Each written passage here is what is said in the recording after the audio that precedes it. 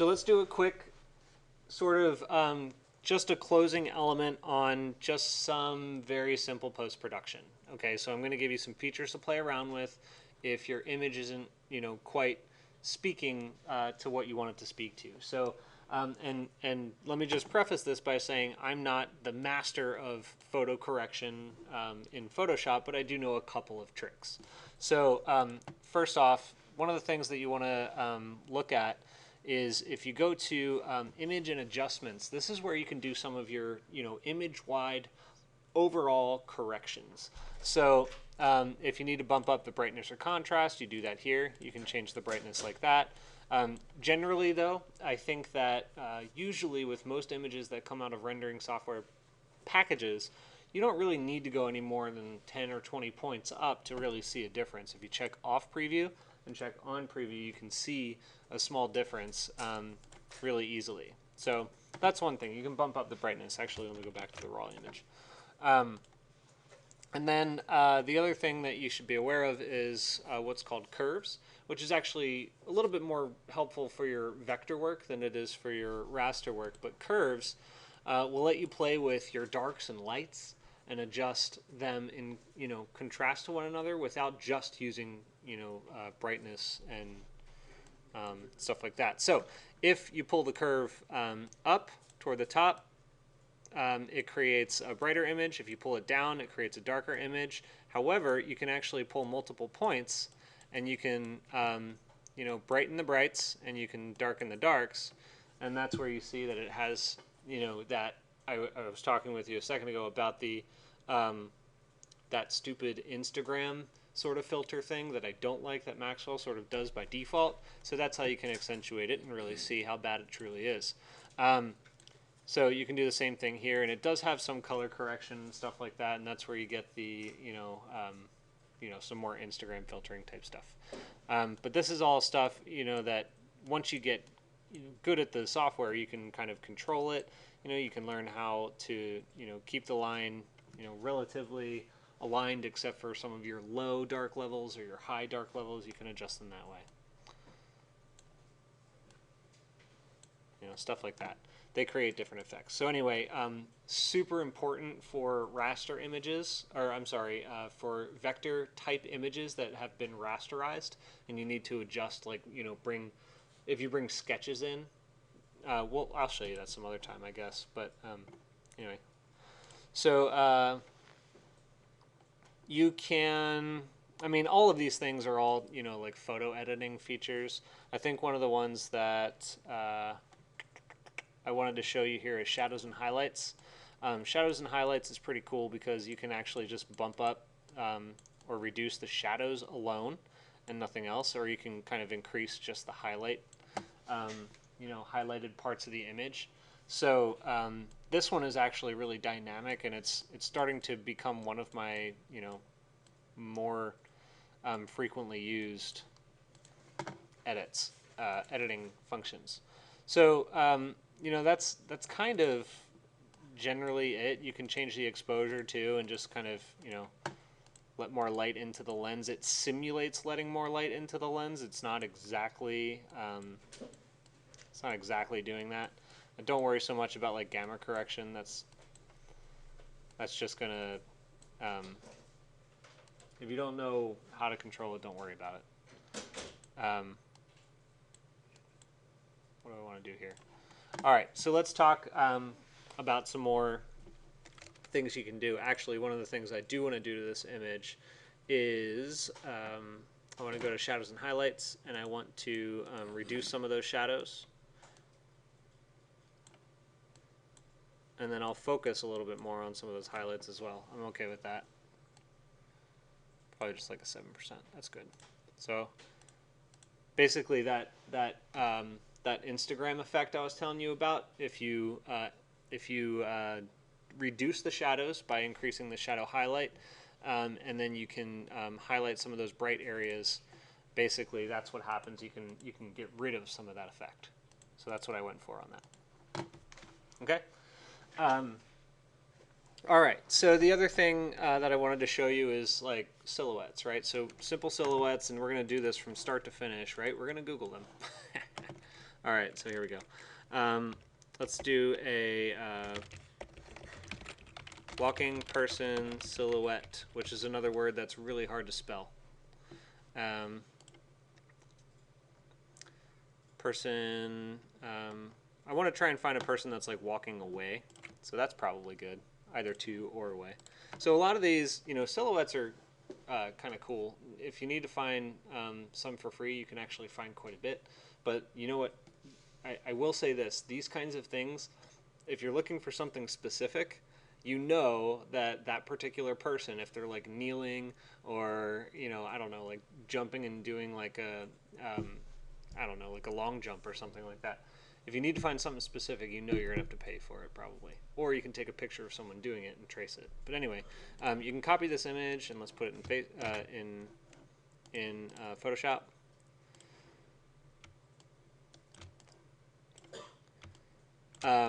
Whoops. Make sure when you scale it down, you're scaling it down proportionally. This will have to be edited, obviously. It came through. It wasn't a PNG format. Notice how it has that border around it. If you want, you can try to search for a silhouette person PNG, and it might come through without the backdrop at all. So maybe we can find that here. Is this a PNG? No, it's a JPEG.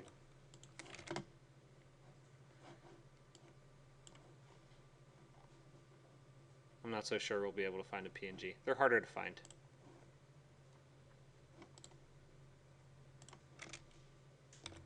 JPEG. Yeah. Well, if you can find a good PNG, this is what it is. And it just doesn't have any white around it, and it'll show when you just drop it into this. It won't have that background. But the good thing is we can just grab our magic picker tool, the quick selection tool with a magic wand, and you can just select those white areas and knock them off.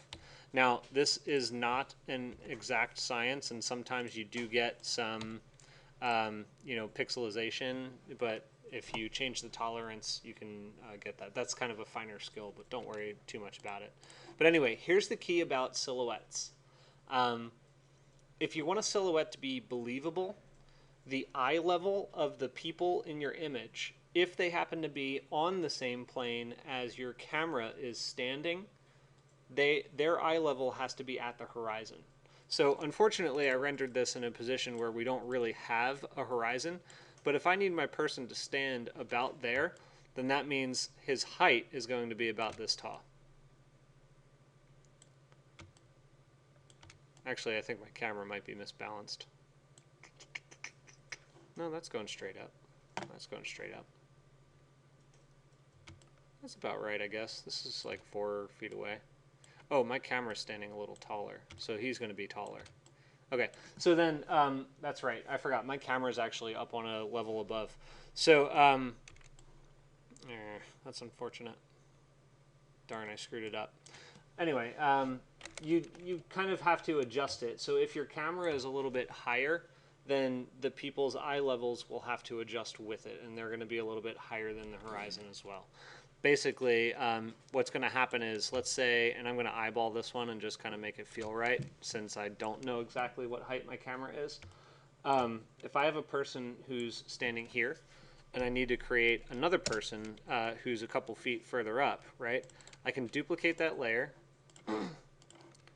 pull it aside, get his twin brother, and essentially that person then doesn't change in their position. They just get a little bit shorter. In fact, because my camera's a little screwy, I think this one is going to come down. So the key is, it's not the top of the head, it's the level of the eyeballs, right? You generally, if they're going to be in the same plane, they need to be at the same level. Likewise, if I take both of those, duplicate layers, and I have them up on this plane, that becomes a little bit different. You need to actually do some perspective calculations, but we're going to eyeball this one. And let's say, oops, I keep doing that. Let's say this person is about that tall. Actually, he would be a little shorter. Right about there. The person who, this person right here, right? You're gonna have them be about at that height, right? So their head goes to that height, but their body actually gets a little bit smaller to about there.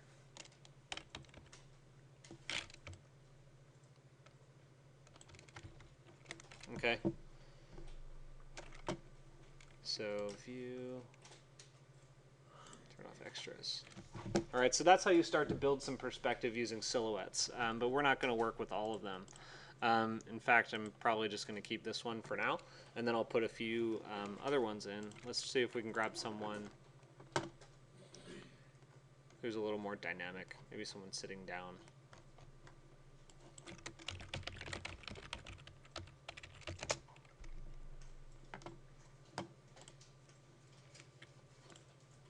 Yeah, actually, let's grab both of these.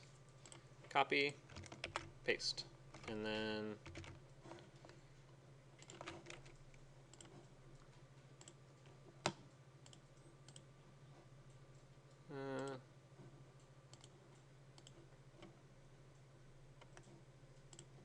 yeah, let's grab this one. Copy, paste. So we need to do the same thing with these, and I'm just going to very quickly go and grab that, grab, oops, wrong one.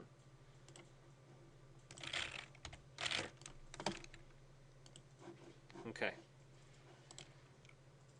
Free transform, we'll put this one over here, and you got to scale him down. So a good thing to help you scale something that's not in the same position, doesn't have approximately the same height, is to try to get the head size about the same, or the torso. So if I want this person to be about the same size as this person, the torso should be about the same size.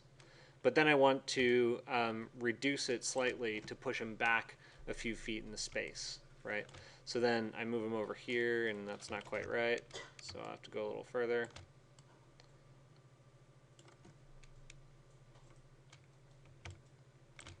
Probably more like that. Okay, and then we'll have to do another one here on this one. She's already a little smaller already, so pull her down to about there. Okay, so that's tending to build. I think she looks all right, but he probably needs to get a little smaller. There we go. That's a little better. Okay, so that's starting to build some of that perspective just with silhouettes. Another thing is silhouettes tend to be overpowering.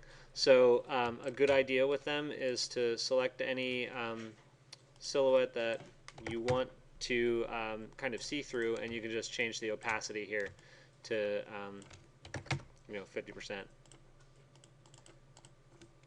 Or whatever you need it to be. Okay, so that's something that I do kind of want to see you try out and try and get some context into your model. The other thing that I want you to consider is whether or not you want to start mapping any kinds of graphics into the space. Okay, so do me a favor on this assignment and just try it on one space, or one surface, I mean. So one of the main components here for this particular exercise is that main walkway, but I don't want the walkway to feel like I've rendered it that way. I just want to hint at a texture so that it draws your eye to it briefly, but it doesn't overwhelm. So here's what I'm going to do with that. I need to find a particular material texture. So I'm going to say walkway texture. Actually, I probably want something more like a scored concrete or something like that. These are too patternistic. So let me find a scored concrete. Texture. Actually, this could be pretty cool, like a brushed concrete.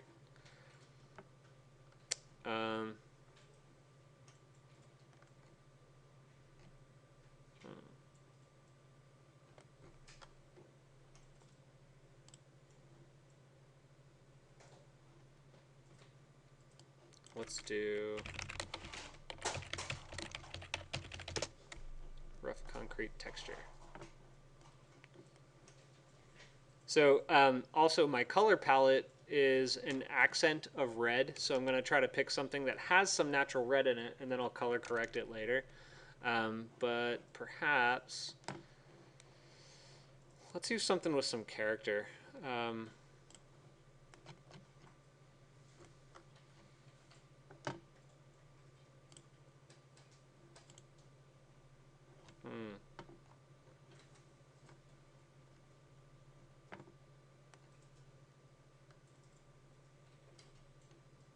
Let's go with something like this. Can't tell if this is acid washed or something else, but I'm going to copy that. If you're following along with me, turn your silhouettes off for a second. So here's something I want to show you. With this, you can actually create some of that three-dimensionality just by warping the image itself. So I mentioned that we're going to make this the material. So I'm going to actually move it so that the direction of that material kind of syncs up with the actual what am I trying to say? The direction of the walkway. But we're going to start to stretch it. So if I change the opacity here, what I'm going to do is stretch it to fit all four corners. First off, if you hold Control, you get the opportunity to just kind of pull the map like this. And then you can kind of pull it all the way down to where you want it to terminate.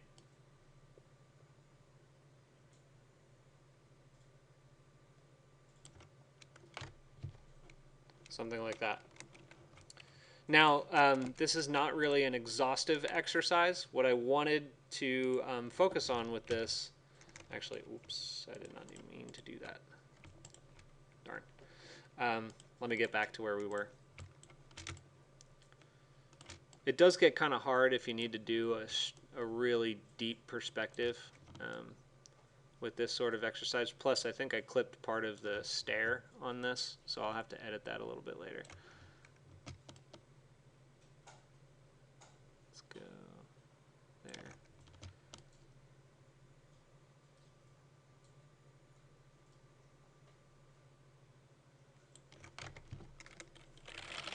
All right. Change that opacity, something like 50%, and then the last thing that I want to show you here is to try and get some accent into it so that it tends to speak to the major systems. So you notice that all of my systems here, I have one element that's colored in red in the composition of my image. I have the sort of radial elements are actually tending to I'm gesturing at the fact that they're going to be done with, a suspension kind of system. And then I have some of my gathering spaces are actually enclosed, and I think that's one of my retail spaces, to be honest, is actually enclosed and shrouded in a red casing. And then I'm going to do the same thing with this image here. What you need to do is go to Image Adjustments and go to Hue and Saturation. And this is where you're going to be able to colorize it into something that has a particular tone to it. You can change the saturation all the way up, and that's going to be too much. Generally, you just want to kind of create a little hint of color in there. And this is going to be slightly on the red side.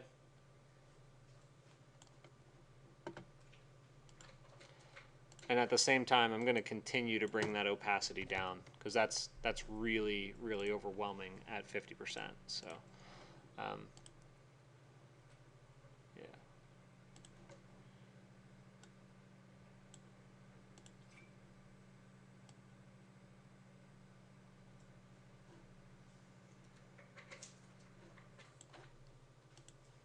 There you go.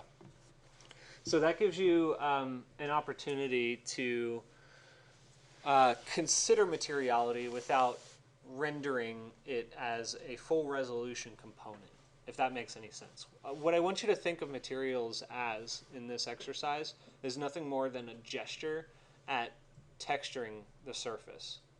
Okay, because like I said, the way that you or the way that we suggest that you should be using this software is as a representation uh, of the space and kind of the quality of the materials, but not necessarily the material itself. You're going to be spinning your wheels if you try to make something that looks photoreal and do image mapping and all that stuff. Plus, generally, it looks kind of corny. So that's why we do stuff like this. So let me pop some of these guys back on. Not that one. There we go. And this guy. So what questions do you have? None? I did. Thank you for asking. All right, are you guys ready to complete your final? All right, so let me just real quickly, I'm going to do the really cheater way of doing this, and I'm just going to snapshot it on real fast. So let me grab my snipping tool, and I'm going to pretend that I cropped this very, very accurately like all of you are going to do. And it looks like that. Yeah, so freshly cropped, good to go. And then you're going to bring this into Illustrator. Ah, looks like I messed up my crop. Didn't fit perfectly. But yours will fit perfectly. So anyway, this is kind of the objective here is that our image board, and you're probably going to want to size these. I'm not sure how you're going to want to do it. Make sure that this gets cropped properly. This probably should be aligned to something. I don't know if this in reality actually comes down to here instead or something, so that it feels balanced. But compose it. Make sure that you have the same margins going all the way through the board. Make sure that it's clean, that they all speak to each other, and that's going to be your deliverable. One board, 2 renders, your inspiration image, and 2 diagrams.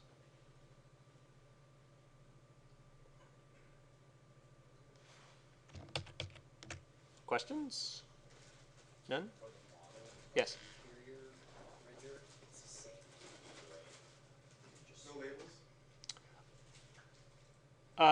No labels. I don't need or want labels. And so the instructions, I believe I wrote it down correctly on the assignment, is to have one full-size render.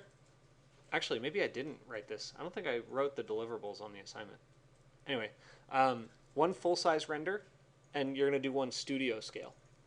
So the cool thing about the studio scale is you could actually take your building alone and scale it down and just put it right into the other model that you use, because all your lights are already set up.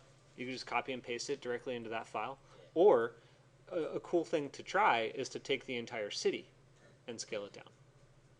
And maybe chop off so that it's only like one block. But yeah, you could take the entire city model, scale it down, and then just look at like what that building looks like in a studio setting with studio lighting. But it has the same view or different? It can be different. It can be a different view, yeah. In the recent video test, like either if it's super close or really distant. Sorry, repeat the question? The view, like that view that you want us to miss with the silhouette and everything. Do you want it to be like inside the site or inside the? This one? Yeah. For the full scale model, I think it's probably advisable if you're inside the site, but you don't have to be.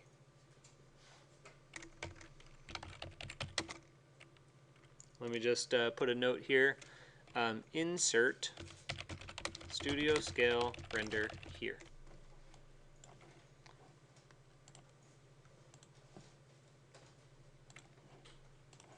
There you go. Clear as day, right? All right, cool. I'm really excited to see your work. We have a little bit. Oh, wow, it's already 10:15. So we don't have any more time here in class, but I will answer a few more questions if you have them on your way out.